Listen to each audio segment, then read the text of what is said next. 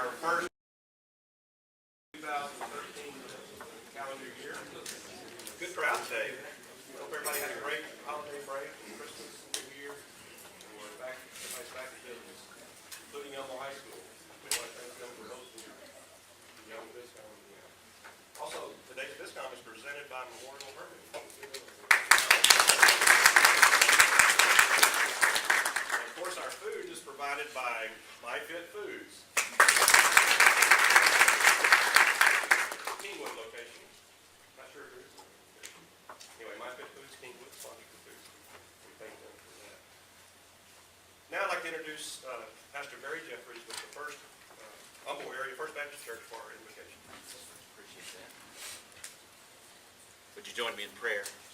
Father, thank you for the privilege that is ours, and it is a privilege, Father, to be in this community, to be able to have a level of influence in this community, to make this community a better place through business and through our area churches and community organizations. And Father, we pray that you give us wisdom as we continue to seek your guidance every day, that we might lead out in this place that you have called us to plant our lives in.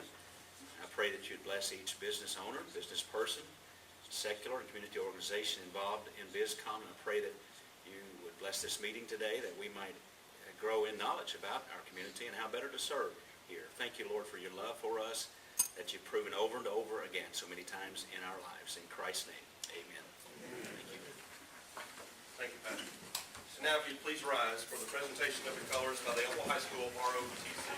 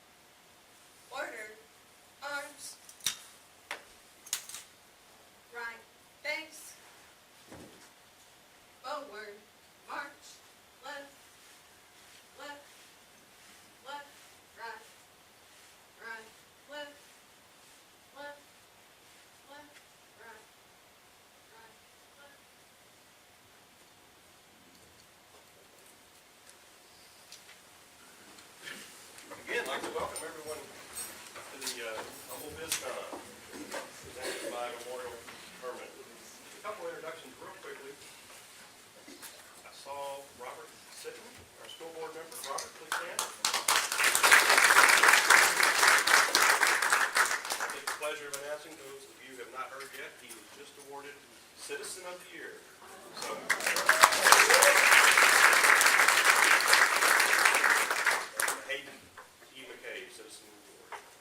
Citizen of the Year Award. So congratulations. Let's see. I see any other school members. Carl Cunningham is going to be here. I don't know if he's made it yet. Anyone else? Any office representatives? Okay, with that, we'll get started. Our first speaker can tell us all the good things going on here at Dromgoole High School. And he will also introduce our next speaker, Steve Cooper and Shannon Sharp. But Dr. Charles is going to tell us all about what's happening at Dromgoole High School.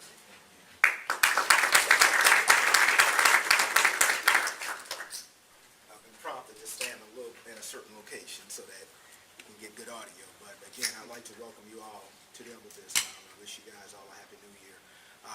It's great seeing so many new faces. I recognize quite a few of you from previous Bizcoms, but it's good to see new faces here at Humble High School. This is my 6th year here as building principal.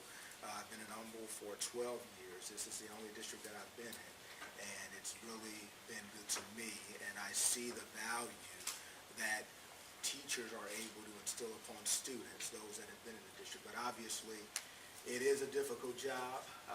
Some people make it look easy, but obviously there's tons of support that I get, and I know Robert was already acknowledged, but I'd like to acknowledge him again because he's provided me with tons of support here, in particular from my teachers and my students here at Humble High School. So I'd like to acknowledge Mr. Sitton for all that he does for us.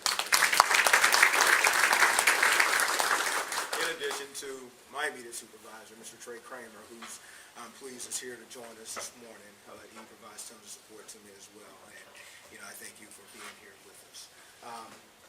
The fall semester was fast and furious, and we had a banner semester in terms of receiving recognition for all of the right reasons, and we intend on carrying that over into the spring semester. Obviously, the kids just returned on Tuesday, so there's not a whole lot to report upon, but we've had our athletic teams, our basketball teams have been playing over the holiday break, and our boys team is actually undefeated in district. They've been doing relatively well thus far, so we look forward for them doing great things and moving on into the playoffs and representing Humble High School and Humble ISD.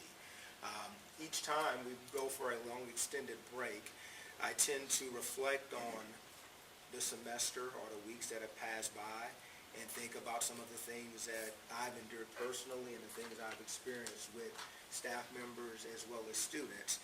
And also always being mindful that we can't assume or take for granted that everyone that leaves us before a break will return.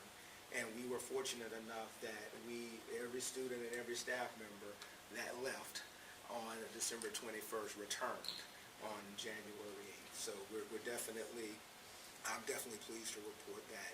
And of course, there's been obviously a lot of news in regards to schools, from the tragic incident that occurred in Newtown, Connecticut prior to the holiday season, to some of the things that you hear every night on your local news channel. But we've been very, very diligent as it relates to doing a safety audit of our building to see what are some things we can do in order to make sure that every possible angle has been taken, every deficit has been addressed as it relates to securing our building, making sure that we do have a safe and secure school. My primary job is to provide an environment that's conducive to learning so that our teachers can teach and our students can learn, and ensuring that when parents send their most valuable prized possession to us, that they're in good hands and that they're going to return the same way that they arrived. As you look around, those of you that it may not be your first time here, but those of you, if it's your first time entering, we don't have a security vestibule in which we can buzz individuals into the building. We have approximately 12 points of entry and exit, and it makes it extremely difficult to keep those doors secured during the day when students are in and out. But we did a walkthrough, along with a few individuals that I'm going to introduce to you shortly, took a look at some things that we could do differently so that we're ensuring that there are not as many points of access into our building, and if the primary point of access would be coming straight in through the main entry, as it is in most places, whether it's a business or whether it is a school.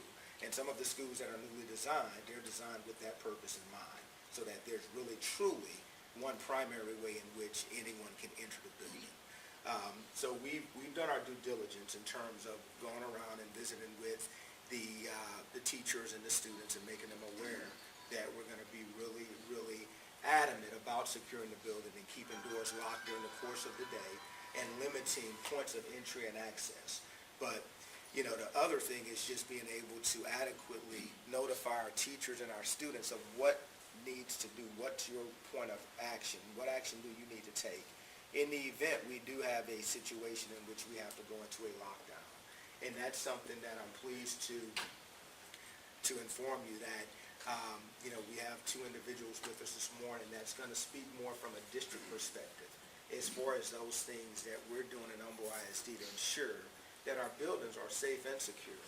And many of you, I'm sure, may have students currently here or, nieces, nephews that's in a school in Humble ISD. And this is some information that I'm sure you would value and you would want to hear. So I'm pleased to bring up our emergency coordinator and our director of safety, safe and secure schools, Mr. Steve Cooper and Mr. Shannon Short.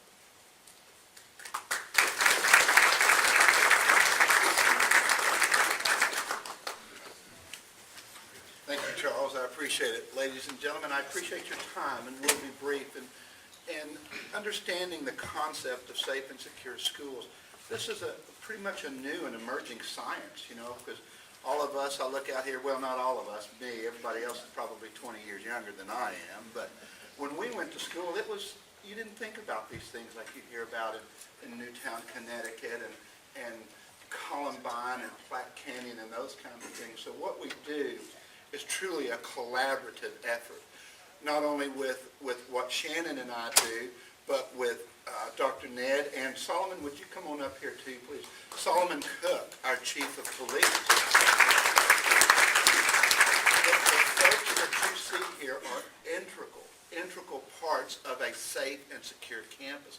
There are so many components in a safe and secure campus that it's just hard to mention them all in the few moments that we have to speak.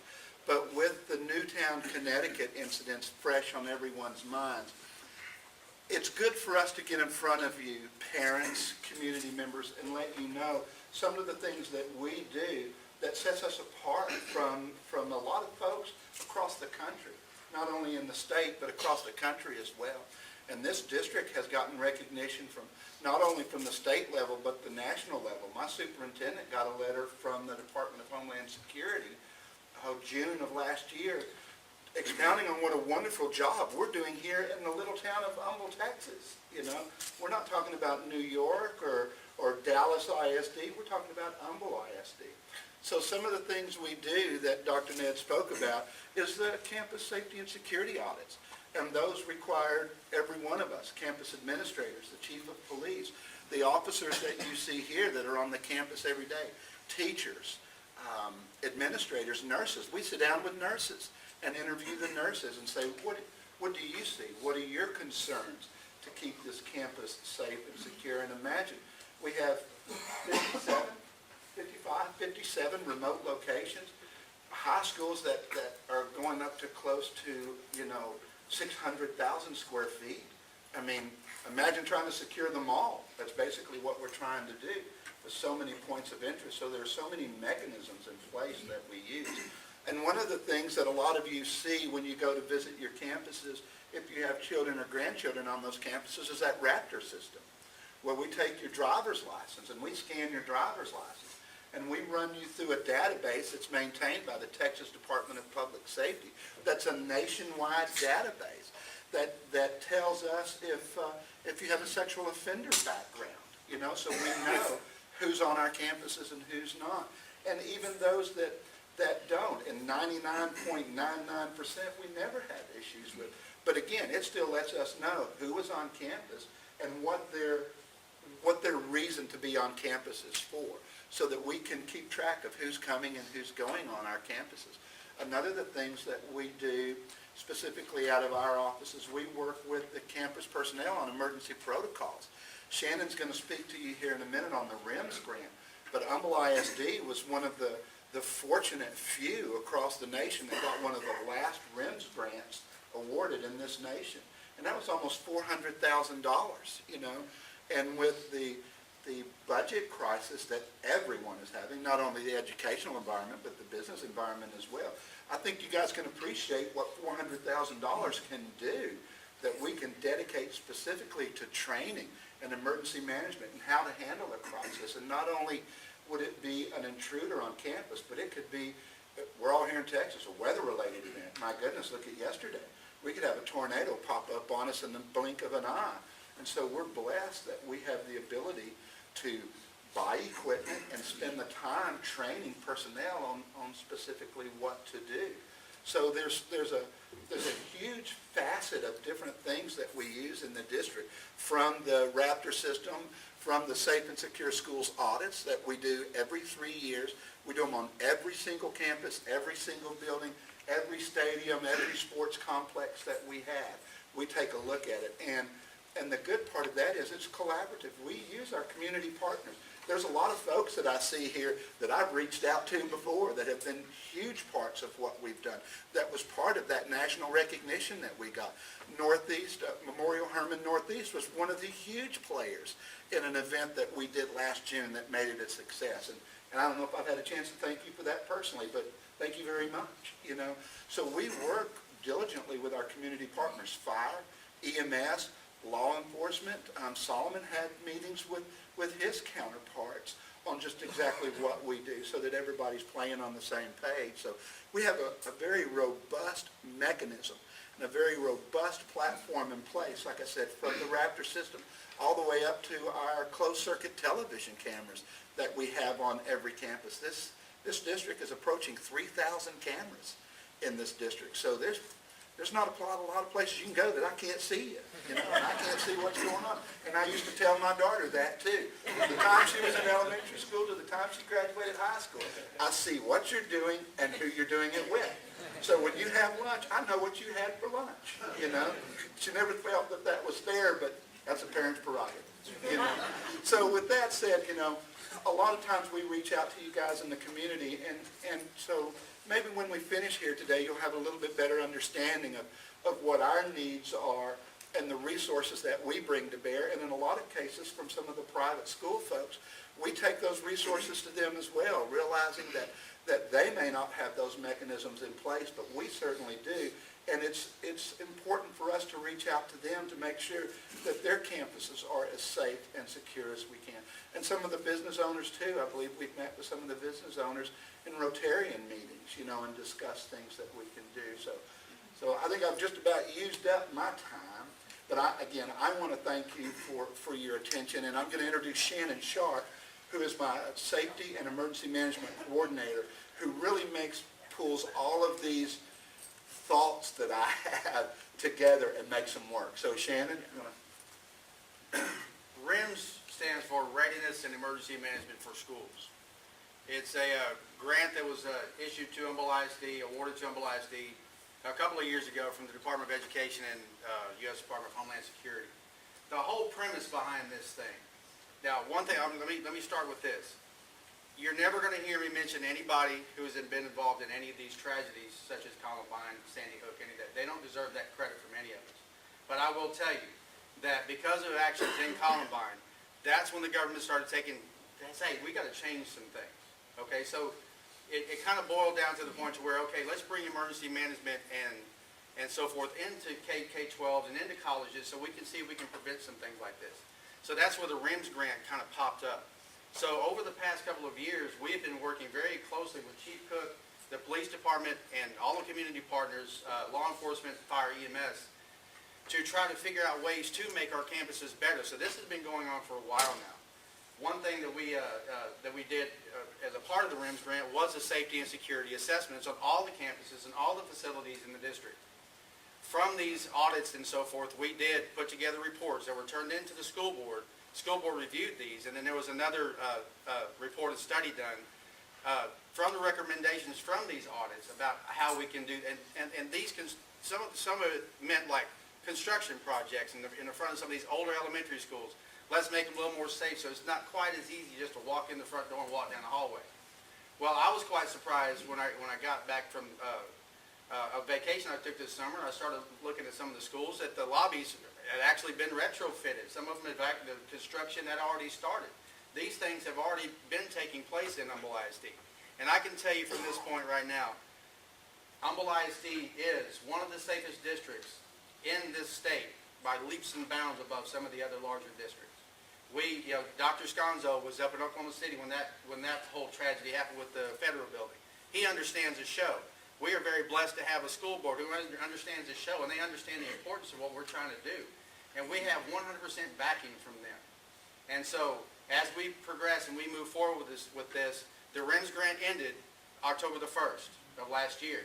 But we have not stopped that momentum at all. We're going to continue the training of every single one of our staff members in Humboldt ISD in incident command so they can understand what is expected of them if there's something that happens and what they can expect from law enforcement, fire, and EMS and why we do the things we do and how we do it. I'll close with this. The way that I approach this is that every single campus in the Humboldt Independent School District is like a bubble. Inside that bubble are the butterflies and big white fluffy clouds and the happiness and the positive learning environment, just like it's supposed to be. We're not supposed to have bad things like that happening in schools. It's just not supposed to happen. But for whatever reason, It's gone from the point where most of us, when we were in elementary schools, we had the open concepts. Anybody could come in and see what their child was doing all day long. Those times have changed. So now, my focus is, how can we keep these people who want to bring bad things into our schools out of that bubble? Okay, that's one of it. That's preparation. That's when we do the training. That's when we do the audits and we do the updates for the vestibules and so forth. We're trying to keep them out. If they do get in for some reason to try to bring harm upon our students or our staff, what can we do as a law enforcement community to try to stop them from doing any damage? If they do some kind of damage inside of that bubble, they really go in there and they mess things up, how are we going to recover from it? Now, this isn't just a active shooter specific plan. This is an all hazards plan, whether it's anything from the weather events to train call direct, anything you can think of that might happen in Humble ISD, this plan works for all of them, okay? But it starts from preparation to recovery. One of the things I heard several different times from people after the hurricane came through is they knew that everything was going to be okay when they saw the big yellow buses start rolling. They knew that everything was going to get back to normal, okay? They've gone back to school in Sandy Hook. Here in Humble ISD, we're doing our very best to make sure that something like this doesn't happen. Now, you can't stop everybody, but we're doing the best we can. I just want you all to know here that, like I said before, we are leaps and bounds above other larger school districts that are actually coming to us to ask us how we're doing. That's all I've got for right now. Chief Cook, more than likely, this is Chief Cook. I'm also a corporal at the Humble ISD Police Department. I've been in law enforcement for a long time. Chief Cook is a great leader. He understands the show also, and he lives and breathes for these kids. And Chief Cook, do you have any comments, please? Good morning. It's a pleasure to be here today, and I'm going to be very brief with what I have to say.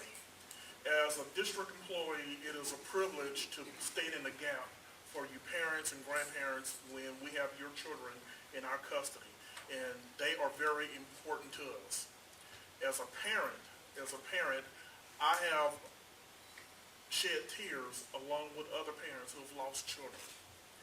And it is very important that we create a safe environment for the teachers to teach and the children to learn. Our children are our most important asset that this country has. Humble ISD, our trustees, our superintendent have been proactive instead of being reactive the way a lot of communities have. We have a strong community here. Yesterday, we came together as a law enforcement community with the City of Humble, City of Houston, Harris County Precinct 4, Harris County Sheriff's Department, Lone Star College, and Texas Highway Patrol. And we gathered into a room and we sit together to discuss the what ifs. What would we do if we had a Columbine, or if we had the situation, the incident that occurred in Connecticut? It can happen in any town in USA. There's no rules. There's no climate that is exempt from it. I mean, it can happen anywhere. We do our best to prepare for that. We're very fortunate that we have a dedicated group of people that work for Humble ISD Police Department. We're dedicated to the district to make sure that we have school today and tomorrow. We are fortunate that we've been given the tools, and it's a very hard decision that our trustees have to make when they're trying to decide where money goes. And when they have to give us money, it comes from other areas. But unfortunately, in this day and time, we have to have that. You cannot go anywhere in this country where you cannot be conscious that security has to become first. You have to be paramount with it. We work daily. We have teachers, we have principals, custodians, bus drivers that we work with. We are one family together trying to raise children. Some of you I've had the pleasure to know for years, and you remember me from the days that I've worked with the City of Humble. And you know that I've always been dedicated to work with kids.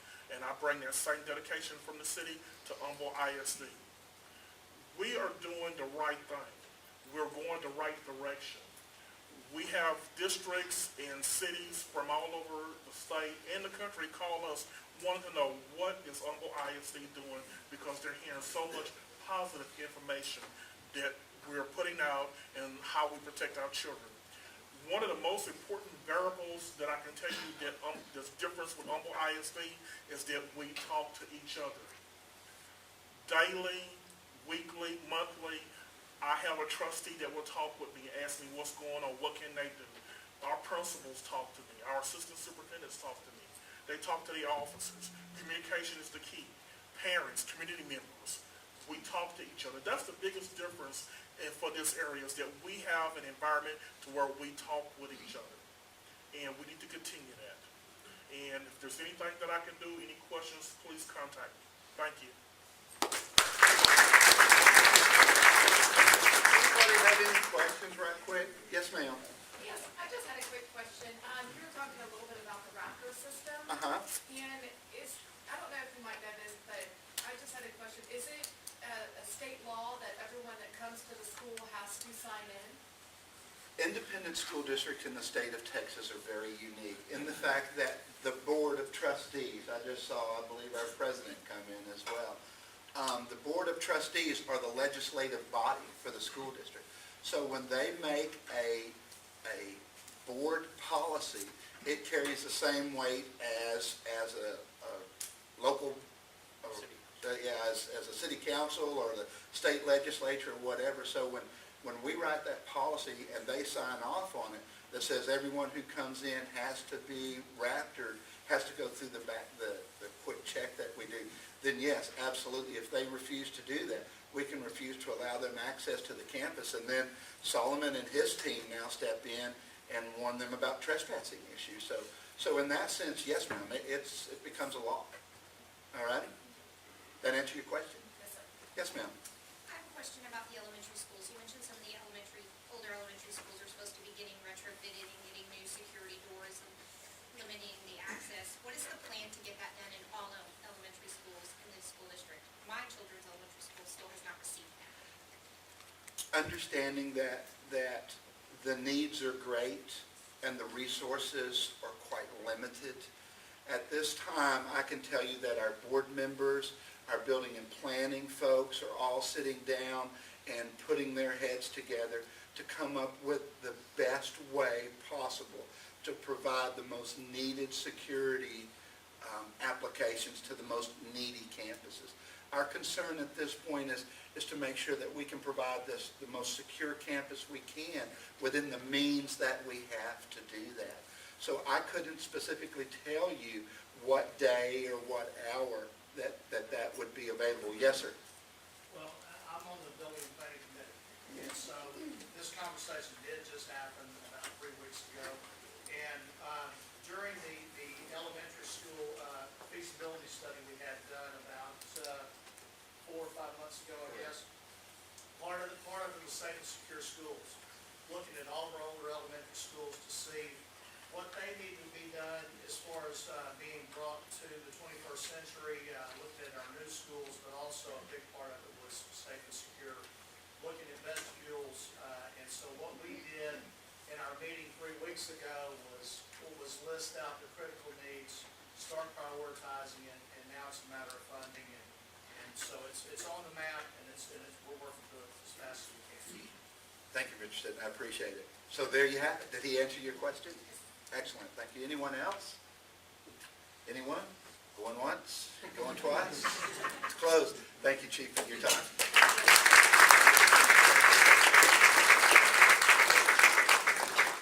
Thank you, gentlemen.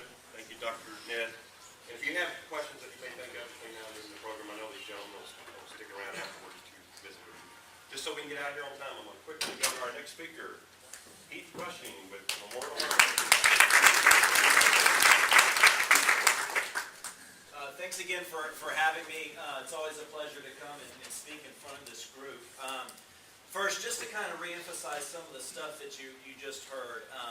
As you can imagine, in healthcare, specifically with hospitals, emergency management is critical. We certainly do a lot of planning along those lines to make sure that we're always ready for anything that could come our way. And when you look at the organizations across the county or the city that generally try to influence those readiness meetings and try to really prepare, you normally find that's either city officials, county officials, other regulatory agencies, as well as healthcare. One of the mass casualty, I guess, what do you want to call it?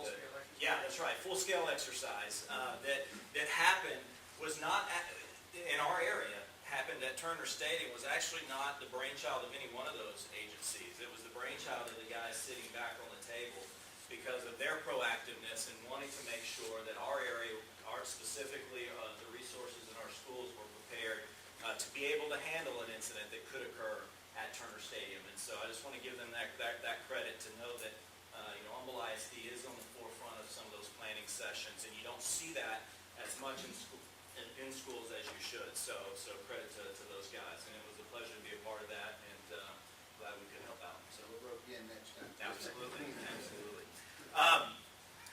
The other thing I was going to say is that the past 2 times I've been here, I've been able to talk about things that were coming.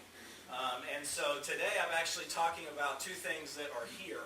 And that's exciting because a lot of work and a lot of preparation has occurred over the last year by many people back at the hospital that I'm just here representing today to bring to the community 2 exciting projects that are now here in full scale for community access. And the first is our new convenient care center. You guys, many of you were a part of it. We just recently had an open house. This is our new center that opened 30,000 square feet on the Beltway at Westlake Houston Parkway right in front of Summer Creek High School. That for us is really Memorial Hermann's attempt to kind of revolutionize the way care is delivered in the community. And so the center is now opened. It opened this past week. It opened on Monday at 7 a.m. And has already been busting through the seams, as you can imagine, with what we're experiencing in the communities and in the environment today. This kind of outlines for you what services are available. This is a fact sheet, and the services that go into this 24-hour or into this 30,000 square foot facility are: 1, a 24-hour emergency room. That building will never close. Since Monday at 7 a.m., it will never close. It is now open 24/7, regardless of the conditions in the environment. And so it is a licensed emergency room, the same license that operates Northeast Hospital. And so it will be open to the community from here on out. And so that's something very exciting for that area. It's 24/7, board-certified ER physicians, emergency-trained staff that are the same staff that work at Northeast Hospital. And so that center is open 24/7 for the community's access. We also have primary care physicians in there. They have extended hours. A large part of it was dedicated to creating what you call sort of a medical home for patients. That if you don't know what type of health care you need, this is a place where you can go that we can help you figure that out.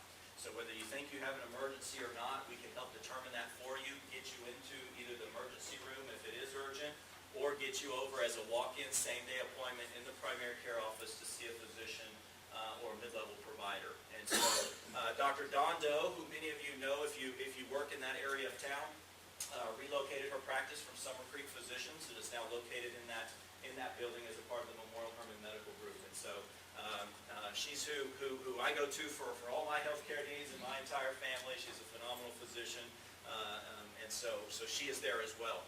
We will also have specialty physicians rotating through there. In February, OB-GYN will be the first specialty. In March, cardiology, and then after that, orthopedics and GI. So those are going to be some specialties that you see coming through as well. They will share the same space as primary care, but that primary care area has 20 exam rooms. It's very large, and we'll have the opportunity to do certain minor procedures as well for some of these specialists. So that's exciting. We do have comprehensive imaging services all the way through MRI. So if you need an outpatient study or if you need imaging that's a part of your emergency visit, it is all available on site and available. It's X-ray, CT, ultrasound, and MRI. So all of that's available at your disposal as well as several other items from an outpatient perspective. There's going to be outpatient dietitians. We have physical therapists. You name it, it's in that center. And so it's something that we're really excited to bring to the table. These are some pictures of it. So if you haven't seen it, right behind the center is Summer Creek High School. So that's the main entrance. Then as you go through the center, what you'll find is some unique designs. Specifically, what this is showing you, go back one more, is the emergency room. We've created some sub-waiting areas. If you've been to an emergency room, you're used to sort of just going in and being in this huge waiting room with everybody, right? And then you go into triage, and then you get sometimes allowed to be in your room with you. And a lot of times there's limited space. This is actually a hallway that's on the exterior of the emergency room. Each treatment room has access from both the clinical side, where the nurses station are, and then we created another access point on the other side, so it's kind of a racetrack that goes around. Every single treatment room in the emergency room has its own little sub-waiting area for family members. So that's something that's unique to this center. Rather than everyone having to either be crammed into the emergency room or have to go sit in the main lobby of the center, there's actually a seat of 3 to 4 chairs outside of every single emergency room to try to keep your family close by so that they're kept informed during your emergency. So that's something that we feel is unique to the center. State-of-the-art technology. When you hear about the imaging that's available, it's all brand new, state-of-the-art, all the bells and whistles that you would want to have for your imaging needs. This is an example of the X-ray room. It's actually very spacious. When it got built, we thought, wow, that's a lot of space. So every room is like that, though. It's meant to be spacious. It's meant to have a positive patient experience in all the different elements of the center. And so again, thank you to a lot of you that were represented there. We probably had more than 300 people show up at the open house, and so it's just tremendous to have such a great community support. We appreciate all of you that were there. And if you ever want to go see the center, we can arrange for that. Just call the hospital, call my office, call Tom. You probably know Tom's number, 540-7866.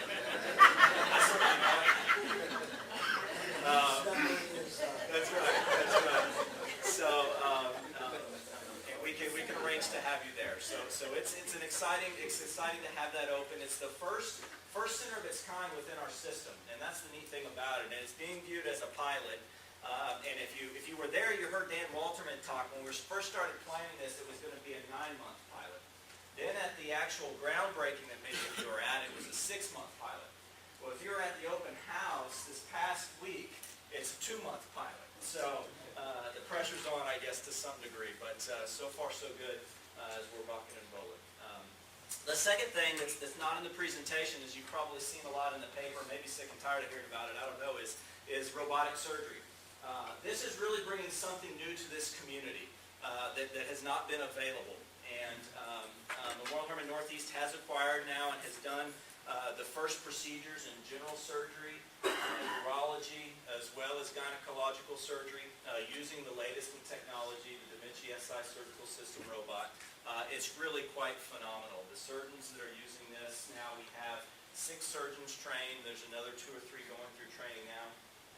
What they will tell you is they're almost having to retrain themselves because the way they were trained with laparoscopic techniques that exist today is counterintuitive. It's 2-dimensional. So when a surgeon generally moves left, it's right on the screen. When he moves right, it's left on the screen. So they've had to learn that way. What's neat about this robot is it gives you 3-dimensional, full control. They'll say that a lot of times it's the hardest thing for them to get used to is that they have their wrists back. So the old laparoscopic techniques is in and out. That's all you got, in and out.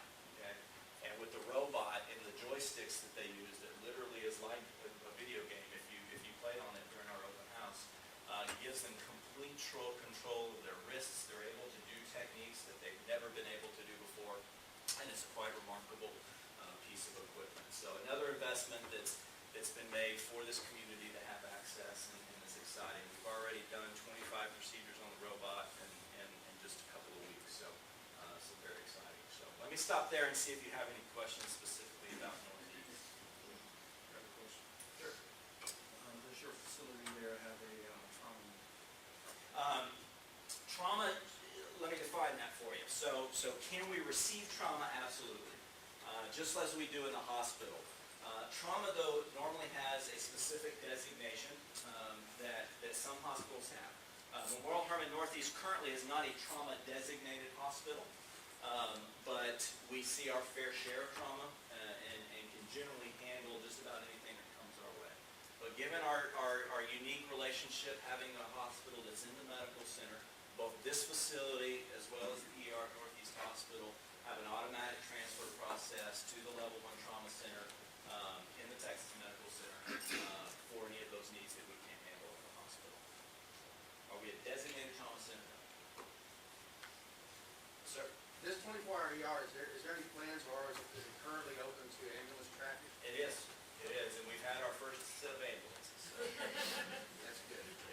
It's already been tested. It's an 8 exam room model. It's already been tested to have 5 patients at one time, which is a good thing because just the other day in our 32-bed ER in the hospital, we had 76 patients. So we are hoping that it is a relief valve for what's happening at the hospital these days.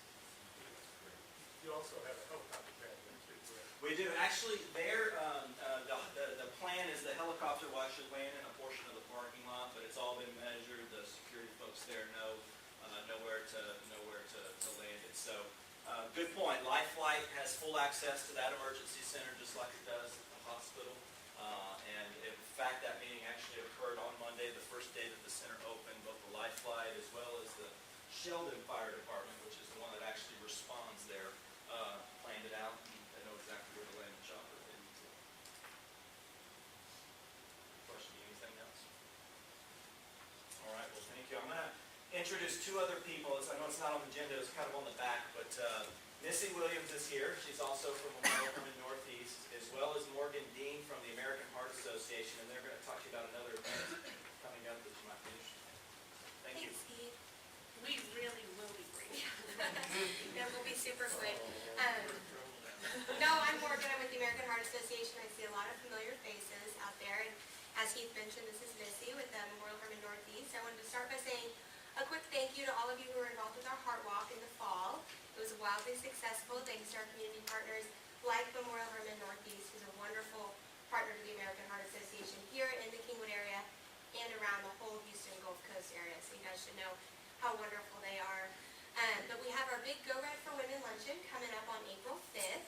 And our Go Red for Women movement is just about raising awareness for women's heart health. I don't know if everybody knows this, but cardiovascular diseases are actually the #1 killer of women in our country, which is unfortunately not always a known fact. But the luncheon is about raising awareness and raising funds to continue the fight against heart disease. And Dr. Susan Curling with Memorial Hermann Northeast is our chairwoman for this event. And Missy's been a wonderful help as well. So you want to share some? Oh, well, thank you. We have some exciting events lined up for the luncheon. Our guest speaker will be Elizabeth Smart. I don't know if any one of you remember the stories about Elizabeth, but she was abducted when she was 14 and then rescued 9 months later when she was 15. She gives a message of hope and empowerment. She tells her story. She's very open and honest about everything that happened and takes questions from the audience. Uncensored questions, she'll answer anything that you ask. She's also going to play the harp for us, which is, she was on the road to go to Juilliard to play the harp, but of course with all these tragic circumstances that happened to her, her life path changes. So she will play the harp for us and she'll share her story and answer questions. We also have a great performance lined up from Fred Astaire Dance Studio. It's a robust woman who puts on a great, exciting show, and it talks about exercise and health and how it can be fun. It's a great event lined up for April 5th. Memorial Hermann is the major sponsor. No, Missy brought some sweet treats to say thanks to all you guys for considering getting involved, and we have some packets of information we'd love to share. We'd love your support from a sponsorship standpoint. Just join us and buy tickets, or just, help out with volunteering. So come find us afterwards, and thank y'all very much for the time. Thank you.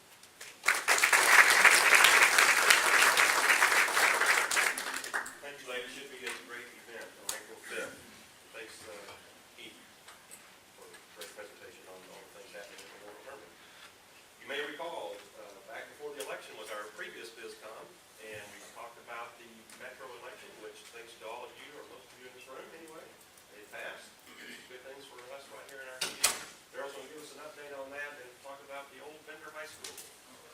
And real quickly, before Darrell gets here, if you don't mind, I saw him come in, and he told me he would probably be late. He was going to be rushing from a meeting, but please welcome Charles Cunningham, President of Unwise School.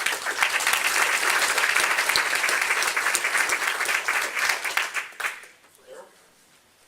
Well, I'm here just to, if I had a hat, I'd take it off, say thank you, thank you, thank you. 74% of you thought it was a great idea, and I just want to let you know that we're going to put $6 million to good use in the Humboldt community for roads and infrastructure. Thank you very, very much. And we get that till 2025, so we're talking about a substantial amount of infrastructure that we will be doing. So thank you. watching the presentation from Heath, I just want to say, a lot of people don't know that technically, the hospital is chartered through the city, and we actually own the hospital. We partnered with Memorial Hermann, but I want you to know, they are the finest partnership we could have ever have imagined. I mean, we were in the middle of the road somewhere, helping some people through their health and life crisis. Memorial Hermann has come in, and through what they've done and what Lewis has done and Heath has done, we're now in the top percentile of all the hospitals in the nation. I just want to say thank you. And we're not going to put a clinic in over at the Charles Bender High School. But we will probably have a very nice performing arts place there in the old auditorium. We're going to partner with Scott Brady, as a matter of fact. We're going to make that happen. I'm not sure exactly how we're going to get that money yet. I'm working on avenues to obtain that, whether it's through our own budget constraints or something else. But I can promise you that the council and the mayor are committed for that to occur. And Scott has graciously stepped forward to help us with that endeavor. We have the performing arts here at the high school. It's their students may get involved. So it's going to be a wonderful, wonderful community event. I expect this to take a 24 to 30 month period. I'd love to do it sooner. I'd love to say, yeah, we can just throw $1 million over and do it. I don't think we can quite that fast, but it will be pretty expeditious. I certainly look forward to it. I know all of you all will. It'll be a showcase for Humble. We'll have touring groups come through, just like we've had the Symphony Pops at the Civic Center in the summertime. They'll be coming through. Main Street Theater will be coming through. The ballet. I've talked to Patsy down there. She's going to bring some people up. I mean, it's going to be a wonderful thing. We'll have an arts place in Humble, and so we're real excited about that. I look forward to it, and we may call upon a committee and ask some people here locally to help us as well. I don't know how we're going to do that yet, but I just want to say again, thank you for the vote, because it will provide great infrastructure. We're happy to have partnered with the school to get the Charles Bender back. We've already spent over $500,000 getting it clean and renovated. New windows. If you haven't driven by, you need to. It's really a showcase even now. But as we go forward and fix that auditorium, I think it's going to be spectacular. So again, thank you very much for your help. We appreciate it. Thank you, Darrell. Next for presenting on behalf of the Lake Houston Chamber is Dromgoole, who's going to talk about the economic development, one of our priority one. All right, let's see, again. Good. I do like that? You Snap your fingers and all advance it. Where did this idea come from about economic development? That's what everybody's wondering. Well, I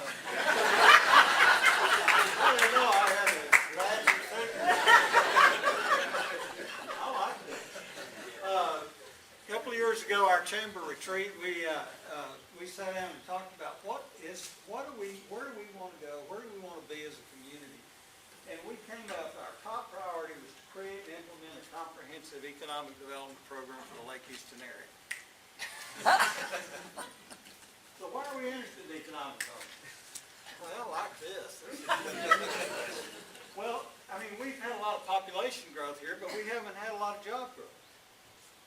There's a lot of commuting going on in this area. We have not had any organized effort to market our part of this, of Harris County.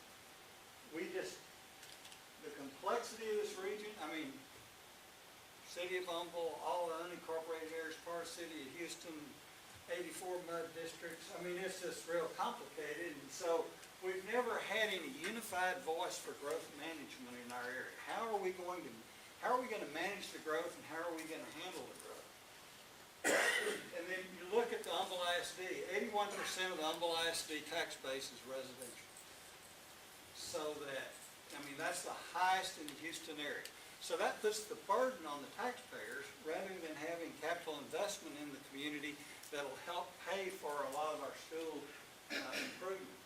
We don't have a lot of large private employers in the area.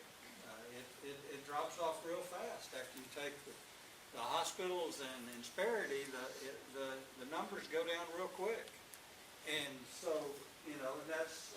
But we have a lot of opportunities opportunities in this area for small business growth. And that's what you see, a lot of what's happening in our area is small business.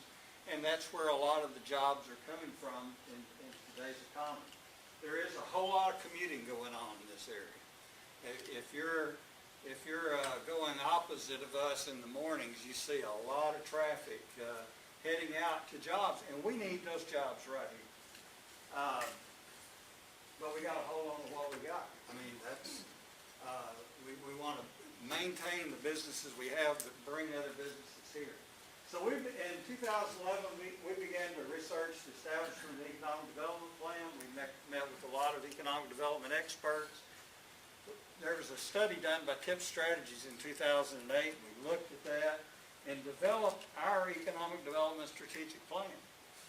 Has a 6-point, creating a partnership, updating our information, marketing our area, establishing a business retention expansion program, supports small business expansion and recruiting primary jobs to the area. That's pretty good, isn't it? In 2012, we began implementation of the plan with limited resources. We formed a partnership. We developed an economic development website, and Iconics Marketing here in Kingwood did this for us and did a phenomenal job, and we're still growing that.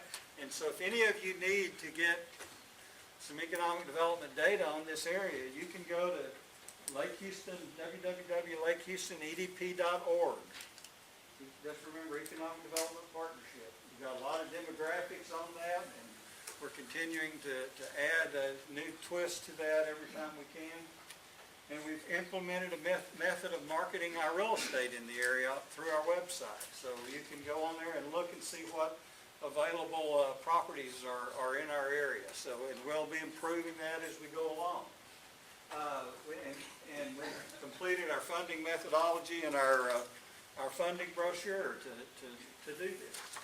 Yeah, you got me before. Man, I couldn't even. He's reading my mind now.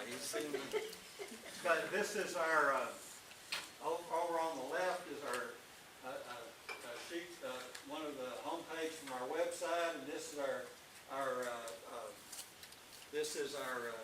funding brochure that is also can be found on the Lake Houston EDP website.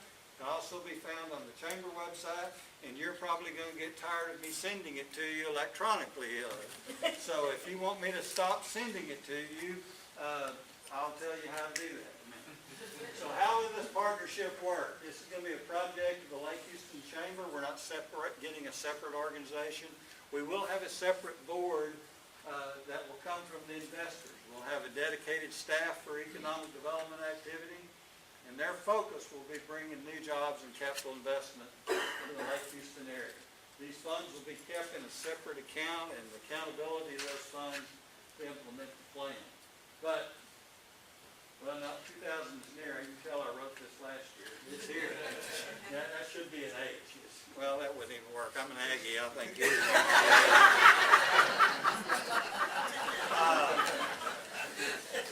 I guess I shouldn't. I'll correct that. But to do that, we're going to need full-time staff. We need operating expenses for those staff. Additional enhancements to our website, travel expenses, just the normal thing of doing that a lot of our competitors in the state of Texas are doing, but we haven't had those resources. So where is it going to come from? There is no Santa Claus. There's no Tooth Fairy. There's no Phantom Philanthropist. We don't have a half-cent sales tax for economic development in our area. As you heard, we're a metro city, and that happened prior to the half-cent sales tax for economic development that a number of cities, a lot of cities in the state of Texas have available to fund their economic development programs. And we don't have that, and that's not an option for us. That will not be an option for us. There also is no Bill Gates. You probably don't even know who this is, but we hear this all the time. All we need is a George Mitchell, and we can get it done. Well, there is no George Mitchell.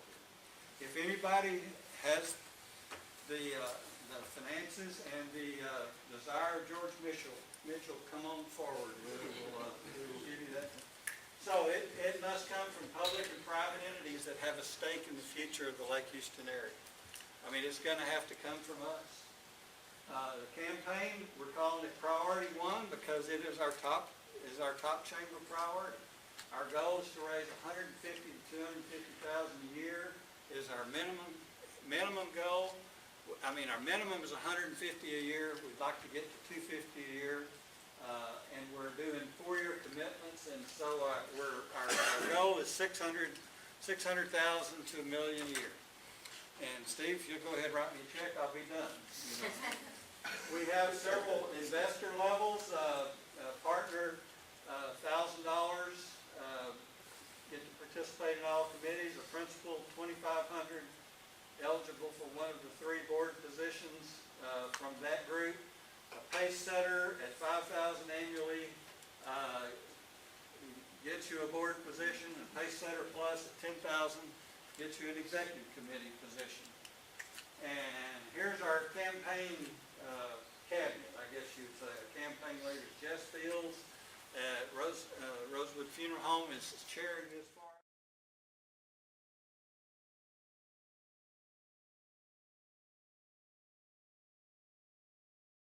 Campaign cabinet that are putting this together. And here's where we are at this point. We've had 4 pace setter plus at $10,000 a year and above. We've got 3 $5,000, 4 $2,500, and 3 $1,000. And so we're just starting. We have a total at this point of $272,000 and $14.50, something like that. I can't remember the last part, but we're around $270,000 in our campaign. We need to get to that. We need to get to that $600,000 a year. I mean, well, yeah, that'd be nice.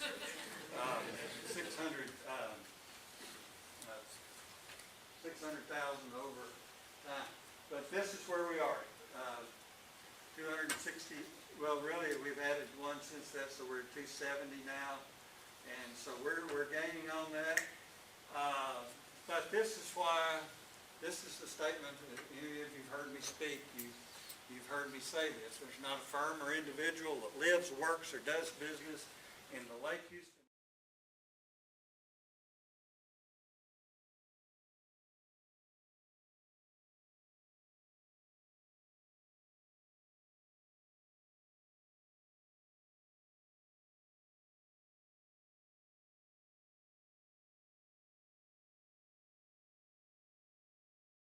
We have got to define our own future. We can't let somebody else do that for us. Now, if I was Gary Martin or Barry Jefferies, I'd start playing Just As I Am right now and ask anybody that wants to come down and dedicate their life. And, we'll take that. But if you have any interest in participating and investing in this program, please give me a call. And any of our campaign cabinet that you see, Jamie, Justin, raise your hands so they, if you want to see our deacons afterwards, you can, and they'll help you join. But you can tell the Baptist preacher, my family comes out. Amen. But we'll be sending this is available electronic. I've brought a few copies. We're not printing them out. As you can see, we're having to raise money, so I'm not spending money on things I don't. So we're not going to print up millions of these because that'll cost too much money. But I do have some printed if any of you need one, and we'd be glad to come in and sit down with you and see if there's a way that you might be able to participate in this program. So with that, anybody have any questions? Okay, Jerry, if you and Barry start humming Just As I Am. Is it true that you're an A&M alumni? Is there any truth to that? Well, I just would like to say that, I can show you the reason why we're number one, not Alabama. 29 to 24, A&M beat Alabama.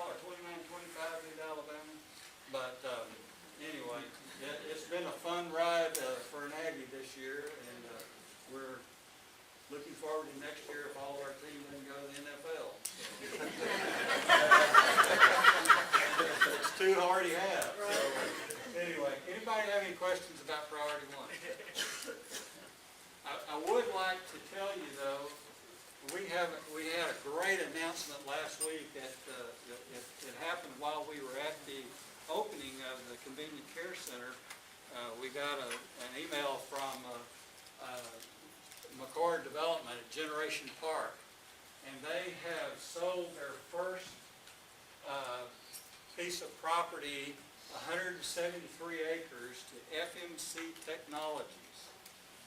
And it's a huge, huge deal for Generation Park and for this area, but FMC Technologies has not announced what they are going to do with the property, but it is, they have developed a lot of the underwater drilling, offshore drilling techniques and equipment, and they're making a huge investment in Houston, and that's going to be their, hopefully someday their location. We don't know exactly what it is, but they have made the announcement that they purchased and closed on 173 acres of Generation Park. So Generation Park is off and running, and you'll be hearing more about their firm plans for that in the future. Any questions? Thank you.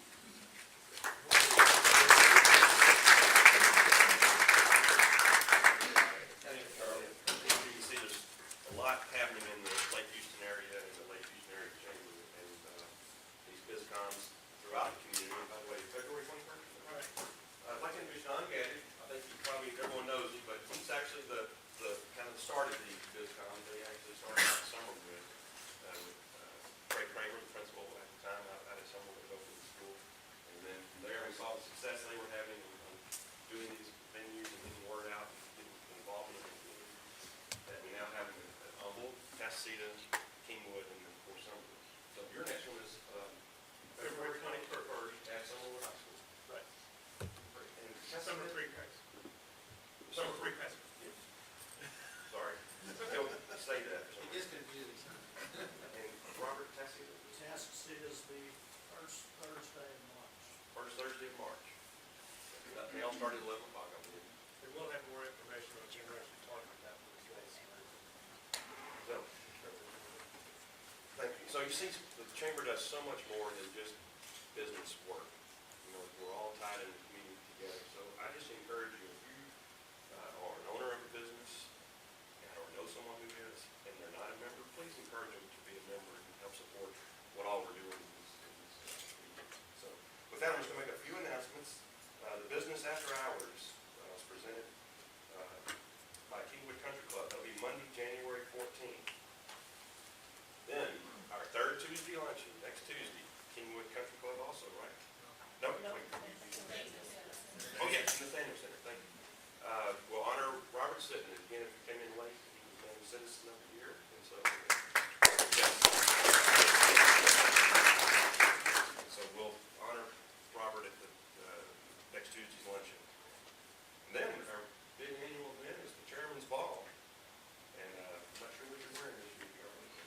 Not orange.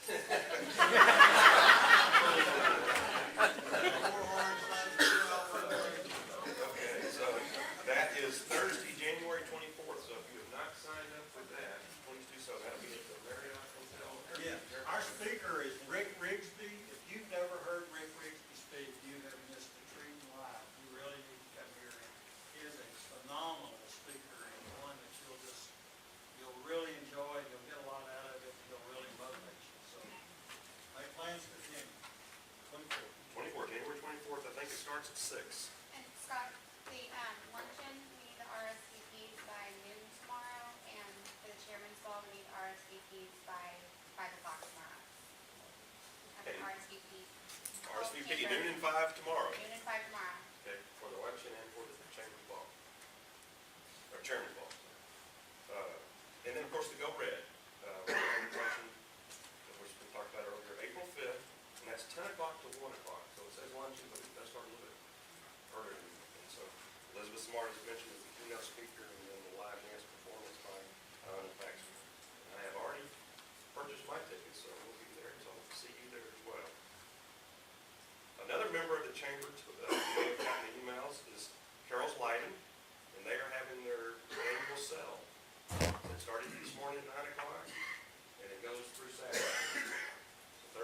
Saturday, and they have some phenomenal deals. I'm talking $200, $300 fixtures for as low as $30.